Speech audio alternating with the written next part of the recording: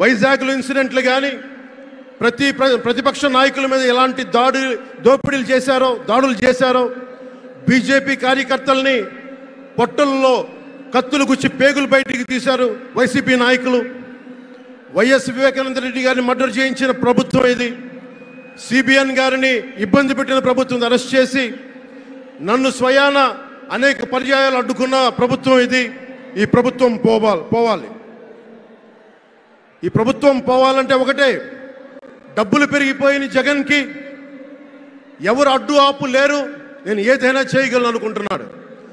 రావణాసురుడు కూడా ఒకటే అనుకున్నాడు, నా చుట్టూ బంగారంతో కట్టిన లంక ఉంది, వజ్రాలతో వైడూర్యాలతో ఉన్న పుష్పక విమానం ఉంది, ధీరులు సూరులు మంది మార్బలం ఉన్నారు అనుకున్నాడు. నన్నేం చేయగలడు అనుకున్నాడు. నార చీర కట్టుకొని నేల మీద నిలబడి శ్రీరాముడు బాణంతో చంపేశాడు. రాష్ట్రాన్ని రావణ కాష్టం చేసిన అయోధ్యకే రాముణ్ణి తీసుకొచ్చిన శ్రీ మోదీ గారు ఇక్కడ ఉంటే, రాష్ట్రాన్ని రావణ కాష్టం చేసిన చిటికిని వేలంత రావణాసురుణ్ణి తీసేయడం అంత కష్టమా? నేను తాడేపల్లిగూడెం సభలోనే చెప్పాను, ఇక్కడ నుండి నేను దేవదత్తం పూరిస్తున్నానని.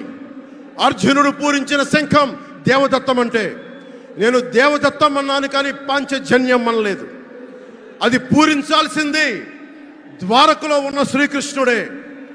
అక్కడి నుండే మోదీ గారు పాంచజన్యాన్ని వచ్చిన మోదీ గారు, గుజరాత్ ద్వారక నుంచి వచ్చిన శ్రీ మోదీ గారు ఈ కురుక్షేత్ర యుద్ధం కోసం పాంచజన్యాన్ని పూరిస్తారు. ఇక్కడ జరగబోయే ఎన్నికల కురుక్షేత్రం, ఈ యుద్ధం ఫలితం ధర్మందే విజయం, పొత్తుదే గెలుపు, కూటమిదే పీఠం. ధర్మందే విజయం, పొత్తుదే గెలుపు, కూటమిదే పీఠం. జై హింద్.